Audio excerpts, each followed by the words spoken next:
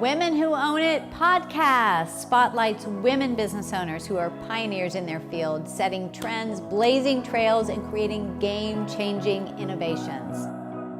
Brought to you by WeBank, the largest certifier of women-owned businesses in the U.S. and a leading advocate for women business owners and entrepreneurs.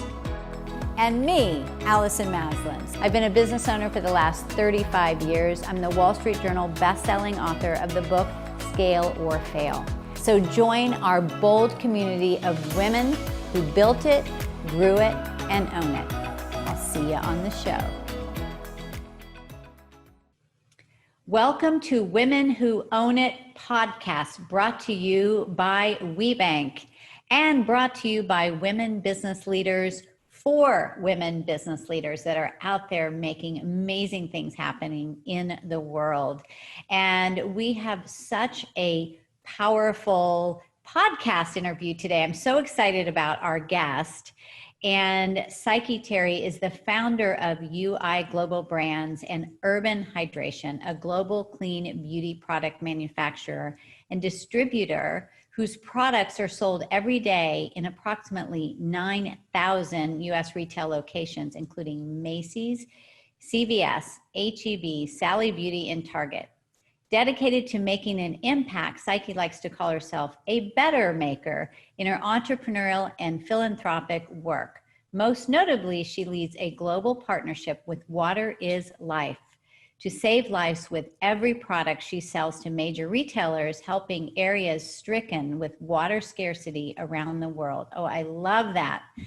And funding a well in Kenya that's helped 300 students who previously had no access to clean water. Psyche is a true leader in making a difference, and she was recently honored as Woman of the Year, Economic Empowerer of the Year, and Philanthropist of the Year. Wow.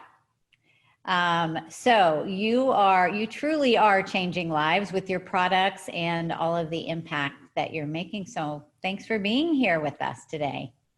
Thank you for having me. I appreciate the opportunity. Yeah, so Psyche, I mean, you are the founder of several companies. You've obviously been a busy lady. You have UI Global Brands, LLC. You have Urban Hydration. And, you know, the people that are listening this today, they're, you know, either just getting started in their business or they've been in their business for years. So I know they're excited to hear what you have to say. Can you take us back to the early days and, you know, what was your early inspiration to becoming an entrepreneur? So we'd have to go back pretty far, like Okay. 7 years old. 7 years old far. I loved making people happy. I was, it was called Olympia Sales Club or something like that. So I used to sell gift wrap and candles off season. So I probably was selling like remains from retail, but I used to sell those, I think like in May and April, any Christmas wrap and Christmas gifts that people didn't want. As a 7-year-old to church members, and I go next door and I go door to door asking people to please buy these products for me because I'm saving up for a new Barbie doll. Oh my God.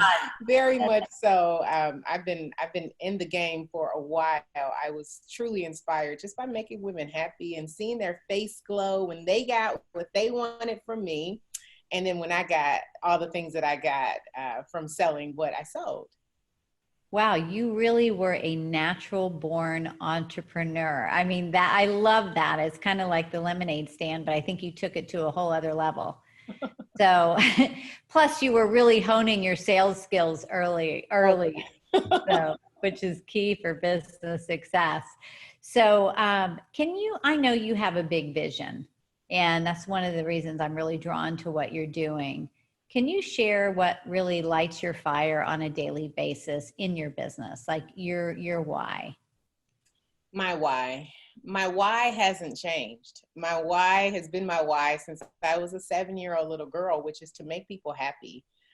We started writing out our initial mission, right? It changes over years because you get to know yourself more and you get to know your business that you've created more. It's almost like a little kid that you start off one way and then you go, wow, you look so different. You walk and you talk. So my why, however, just hasn't changed. My why is the DNA of what I do.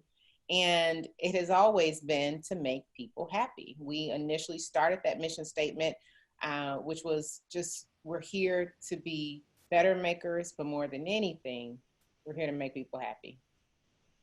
I love that. And you have, it seems so basic, but it's like the most profound thing, right? That's what people Yeah, want, is to feel yeah, happy.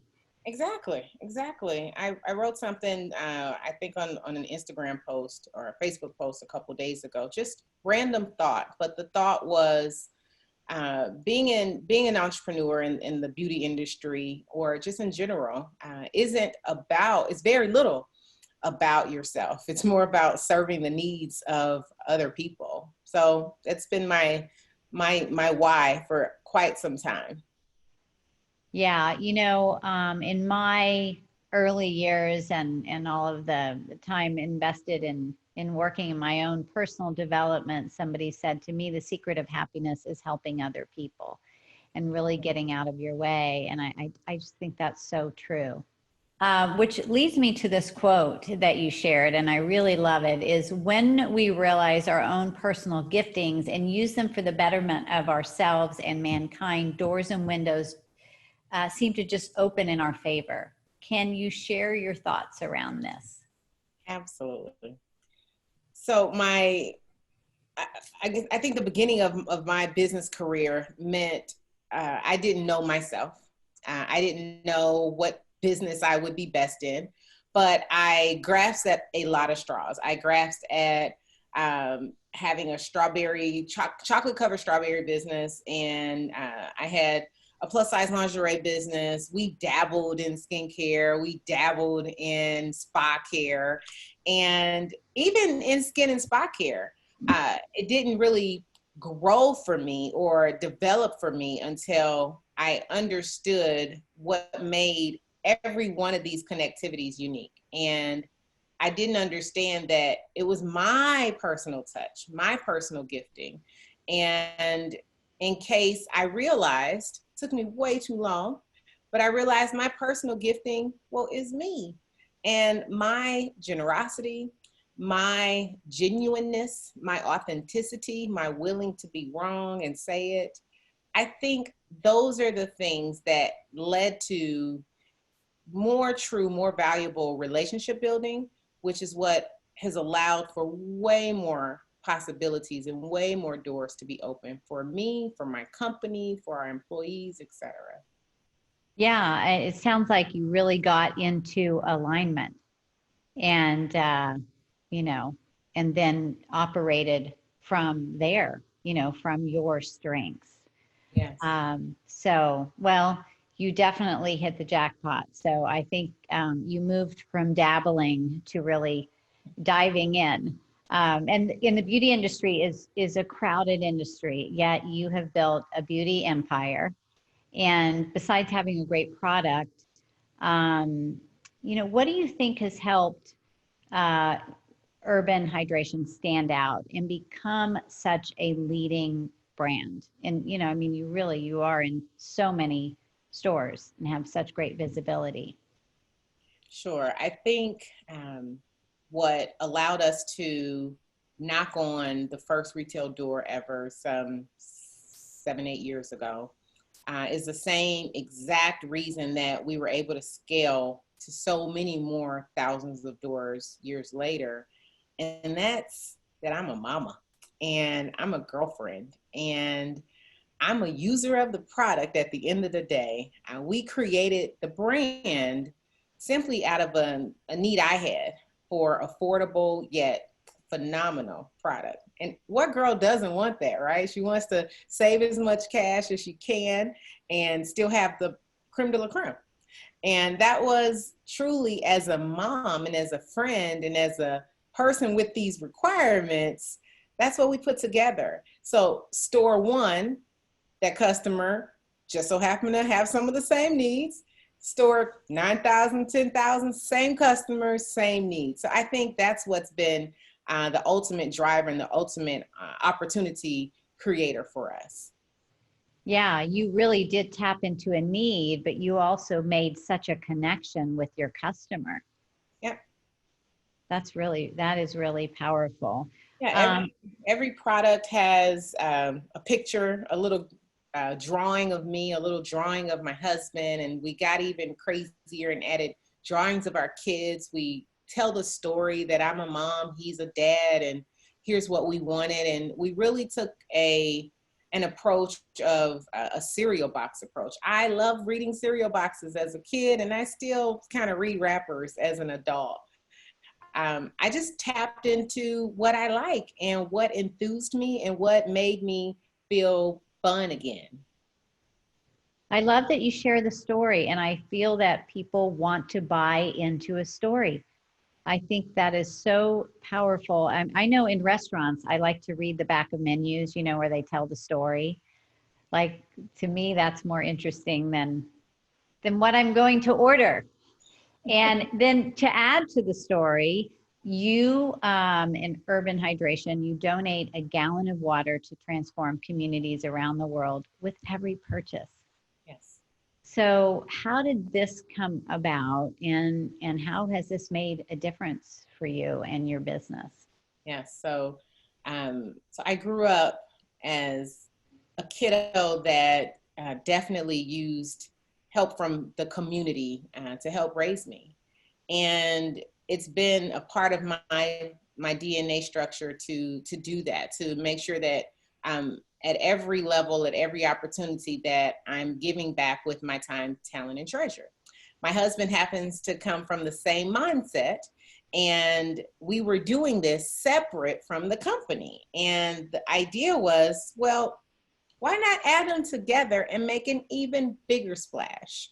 And of course, Oprah Winfrey and her school, all of that didn't hurt at all. Just seeing the growth and the development of the opportunity she was able to create. So it really did inspire us that we have a big opportunity here to take a bit of our profits and make an enormous impact. And we weren't sure, I mean, if it would be the Red Cross or if it would be where we would give back. But we realized, being that we're a hydration company and there are people across this world and sometimes in our own backyards that do not have access to clean drinking water.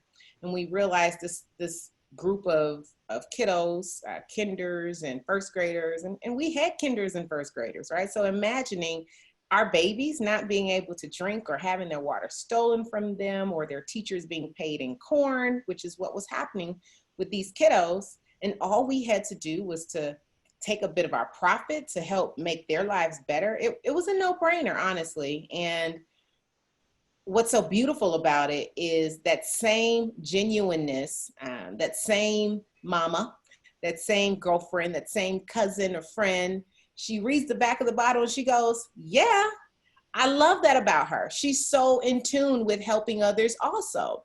So she's ready to go right with us. So we partnered together. It's definitely not my goal. It's not my husband's goal. It's not the company's goal. This is something that we've all partnered. They bought in, we bought in, and we're all doing such a great deal with it. Wow. I mean, you really are helping so many people, and why not? I mean, if someone's looking at your brand and somebody else's, and then they love what you're doing, they love the product, and that they know their money is going towards helping these children, these communities, it's a no-brainer. So yeah, I love it. So, and what do you've obviously, we've talked about this great success that you've been having, but it's a lot of work, right? I mean, it's a journey. And I know you've put in your time, you and your husband, your team. What have been your biggest challenges in scaling your business from a small partnership to a global brand? I think a lot of what stood in my way was me. Being the most creative human I think that I know. I have ideas every moment. I'd wake up at 2 a.m. with nudging my husband of what if we, right? And he's just like, okay, we need a rule. So, no what if we conversations at 2 to 5 a.m. You don't get to what if me during those hours. I think the whole idea is we didn't have that no conversation up front. So we what if we a lot. We would do so many different ideas and so many flavors and so many product opportunities, and we were not focused. And it was my fault because I thought, well, if I can do this great, I can probably do this great and this great and this great and this great and this great and this great. I was just so amazed with the idea of making things great that I didn't realize I could take all these great ambitions and make one solid idea phenomenal. I think that was the biggest challenge.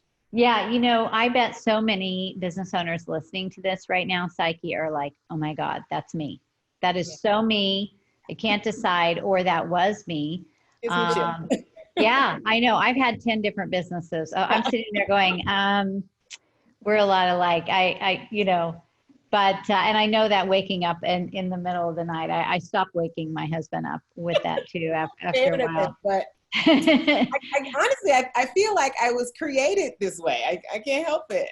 Yeah. But that's, you know, here's the thing. That's what we love about business, because it's so creative and you get so excited because you know you can do those things, but it's not always that you have to do them all right now.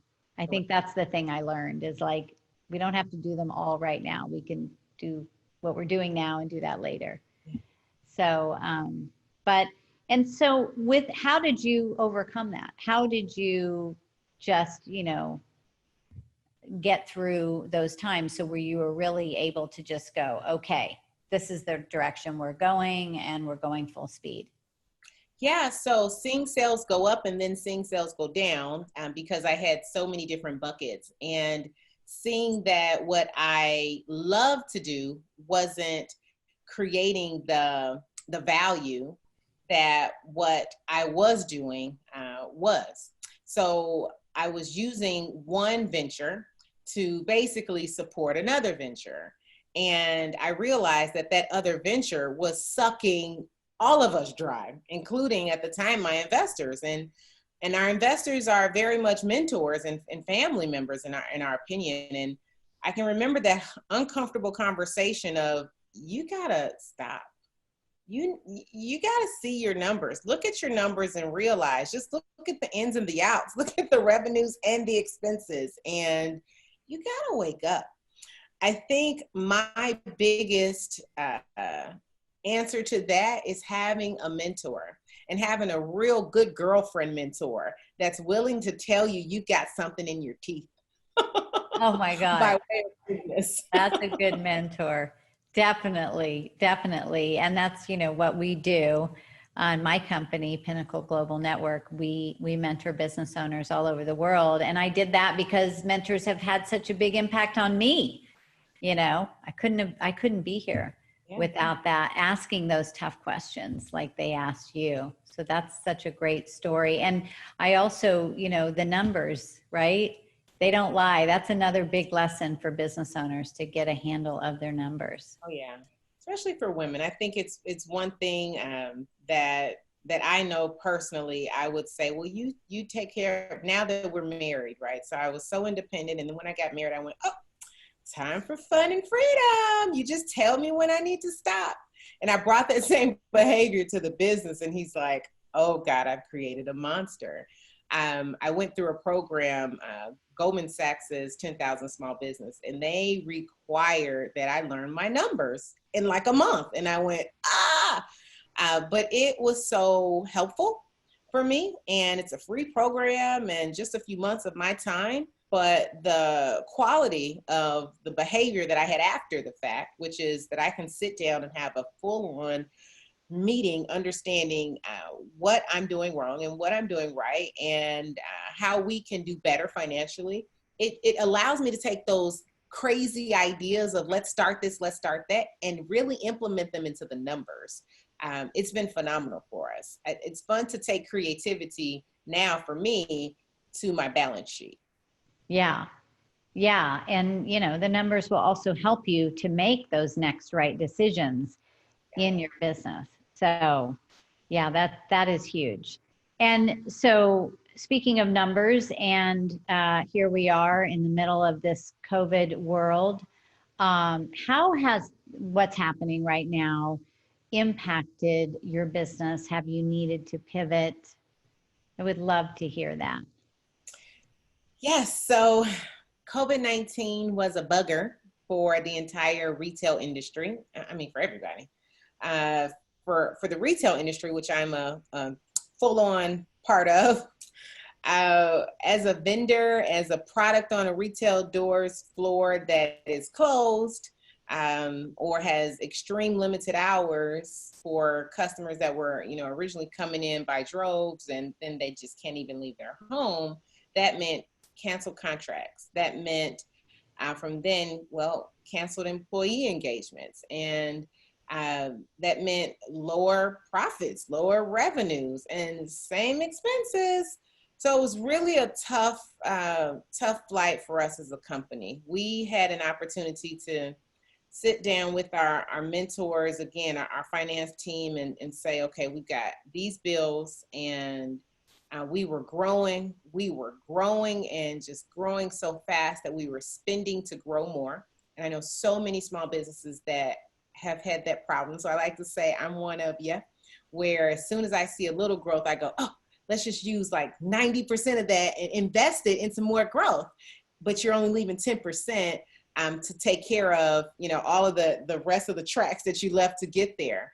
And by the time COVID hit, we realized we've only got a few of our 10%, and we've spent a lot of the 90% to get us here. But what happens if the door is shut?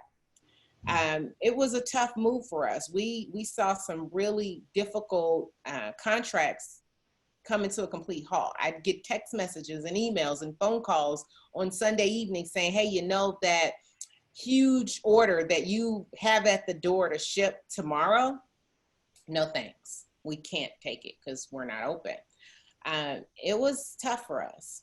What I did was realized, hey, I was going through what so many other people were going through, and that I had to pivot, and I had to figure out, it's almost sink or float, sink or sail. And we had to put some pedal to the metal with what are we good at? What can we do? What are the assets? What are our specialties? And that's what I think really helped us create a pivot, if you will, during COVID-19. And so, I mean, you definitely were not alone, right? In all of that, although getting those things on Sunday night, I mean, it is, you work so hard to get that. So it is disheartening. But what has been the shift for you? Did you go more online? Did you, expand there? Were you delivering? How were you able to navigate? So a couple things. But I think they both have this underlying reality of the same thing. So we grew, our online business grew, and that was very helpful for us. And so did our mass retail business. But it grew from a story of transparency and authenticity. I can remember the day when we were nearly in tears, and we said, well, if we're in tears, what do you think our customers are feeling? And why don't we just let them know we get it? Why don't we just get real with them and start shooting out emails, phone calls, and videos, just one-on-one, sharing with customers that we're here, we get it, we're going through it as well. And I think that true upfront initial, before a large corporate, before you saw like a trail of every one of your emails in your inbox was saying the same thing, I think going through that right away, letting my customers know that, hey, I'm a mama too, and I get it. I've got mouths to feed just as much, and I understand what furlough looks like. I've got friends that have been furloughed. We're going through it just like you, and we're going to do our best to see our way through it. And as we do, we will help you. So that was choice number one. It resounded very well for our customer base, and she gravitated towards us, I'd say, over our competitors, because we were willing to do that. The other part of it from a retail perspective is having that same conscious conversation with our buyers of mass retail and saying, well, this sucks. Just let's just say this sucks. Here's what I can do. I can make soaps. I can make washes. I make lotions. What do you need? And I had a customer email back and just say, that was so real and so authentic and so amazing. Do you make hand sanitizers? And we went, no, but we have a manufacturing line that's basically stopped because our deals have stopped. And they said, well, we could use a lot of hand sanitizers, more than you've done in a year in production, this year in production. And I went, let me figure it out. I remember the day running across the street to a local drugstore, looking at all the different hand sanitizers and going, we're in it. How can we make this even better? And that was how we pivoted to put food on the table and make sure that folks that work for us could continue to work. Wow.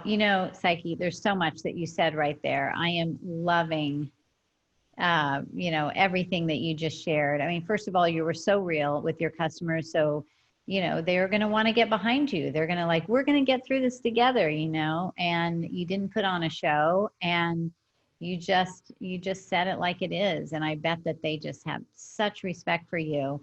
And then to jump in, I have a saying, don't worry, be crappy. And you're like, yeah, let's do it. And you're running across the store and looking at the products and saying, okay, how do we improve on this? And, I think a lot of business owners get stuck in the analysis paralysis of things and planning to plan to plan. And, that's just not the climate right now. And I think because you have that entrepreneurial spirit, you were just able to go, okay, let's do it. Let's make it happen. So now you have a whole other product line of hand sanitizers.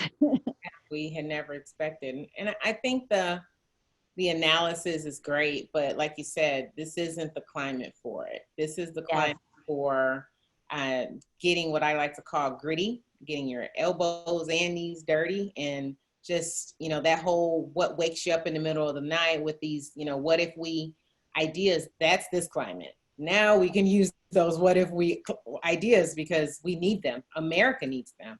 Mm-hmm. Mm-hmm. And America needs you. So you're making a big difference. So those that are listening right now and they're thinking, gosh, how I'd really like to scale my business to a national or global level like you. What would be some advice that you would give to that business owner? What would you tell them to start with or focus on? Yeah, I'd give the syllable authenticity, just being real, being authentic, and really understanding your true gifting and what you bring special to the table, and what's different from what you have compared to what's already out there, and then telling that story clearly and definitively, so much that you are just falling over your own feet to have it. And I think when I was so convinced that I couldn't shop if this wasn't on the floor, because this has to be there so that I can actually personally be a customer. I think that vindication is what really won my retail buyers over. And then of course there are programs, right? There are opportunities and organizations that help do matchmaking and different opportunities like that. So you have those things, but when you're in front of the buyer, when you get that matchmaking luncheon or something from a phenomenal organization such as this, then what? That's when the authenticity has to show up. That's when, it's game time, and that game time isn't about anything more than why do you matter? Yeah, I love that. And, I think that's great advice, especially for those that are listening right now and you're WeBank certified and you have those opportunities for those matchmakers. Were you nervous the first time that you did that? I mean, what have you felt? Yes. I remember national conventions, and I remember just not knowing another, certified member, and just kind of just wide-eyed, wide-nosed, and with a stack of business cards, just like, please, I've got a great product. Just believe me, I promise. and asking for, second meetings, but it's that first store door, right? And it's about doing well and being honorable, being on time, or responding to that meeting the right way that shows what we call just clearly honor. And when you do that, it's scary to say, but you're 50% past the population. Integrity, you show that you're 55% past the population. I can't say anything more than honor and integrity and authenticity are the things that grew us to more stores. Because if you're gonna do this right, if I can make you a ruler over little, then the buyer goes, well, let's try a little more, because they want to win, right? They want to grow. So it wasn't a matter of us just starting off in 9,000 stores. It was a matter of us starting off in one store up the street and doing well there and growing from there and sharing how well that did with their competitor. Wow. Yeah. Yeah. I mean, I really see that theme is all for you is just being real. And your product comes from that. Your relationships come from that. And it sounds like so many doors have opened. I think that a lot of business owners are afraid to be vulnerable, that they'll be judged or they're not, going to say the right things. And you're being willing to move beyond that has created great success. Yes, I've seen so much transparency in relationships these days. I can remember before COVID, just my email signature said Psyche Terry, MBA, a founder, owner, all of these phenomenal words. And now it says mom of 3, Zumba lover, MBA. I think I kept MBA because I'm like, I got to give myself some love here. Hey, you worked hard for that thing. Yeah, no, I get it. But yeah, gosh, it's so true. So much more relatable, right? And people buy from people they know, like, and trust. Yep. So how have you used your WeBank certification as support for your business growth? And I know that you were one of the first to use the women-owned logo on your packaging. Yeah. So can you open some doors for those that are either certified and going, I know I need to, tap into this more, or others that are just learning about WeBank? How's it been supportive for you? Yeah. First off, matchmaking, right? So that's one of the first opportunities that really showed up for me. Then connectivity with people in great positions that I probably would have never had that relationship opportunity to connect with at luncheons or at a table, right? So that transparency is there, that shared relationship is there without boundaries, without a boardroom table in front of us. So walls and ceilings kind of tumble when you have this similarity intact. It really it's fun to be a woman of diversity, and then to be in a group of other women, and we're like, well, we're all diverse, right? We're women. This is the minority in this situation. Yeah. It's empowering, and I think being empowered and feeling empowered, first and foremost, having those boardroom tables basically disseminate is another. And I obviously having those matchmaker opportunities are definitely helpful. Those things have been great for me. But I definitely have to say that when I see women-owned on something, I go, oh yeah, let me read her story. Go girl. And I think I'd like to believe that other women say the same thing when they see that. It's a calling card for sure. It's like your little business card on your bottle. Oh, I love that. I haven't used that. I might have to borrow that. But yeah, I do think that it's so powerful, and WeBank has had such an impact on my life as well. And being on this journey, being a business owner is not something, especially as a woman, that is a journey that you want to do alone, and you don't have to. So thank you for that. And this has been wonderful. What's next for you at UI Global Brands? What are you What's going to be, what is your next 3 a.m. Idea Yeah. that you're implementing? Well, the fun of life today is that authenticity of my current life, right? So I just did some Zoom meetings with my kiddos, just with their classrooms, and using the product to get their face all together so they look good for camera. That's where I am in life. And as they grow, we'll add a puppy, I'm sure. I may go, well, I need clean products for this animal that's running around my house, and I need it to be something that my baby girl can use around the house. So just being authentic to my lifestyle allows me to create products for the lifestyle. And then to say, I bet there's another mama out there with that same idea that meets the same need as me. Hello. Yeah, right. I'm a mama and I have 2 dogs. So I'm waiting for you for that next line. Well, the kids have to grow. I've got to grow through it. And as I grow through it, we create products for it. We're just here to make our life easier, make other people's lives easier and happier. Yeah, it doesn't get better than that, Psyche. This has been wonderful. Thank you so much for sharing your heart, sharing your story, and all of your powerful business wisdom on women who own it. This has been wonderful.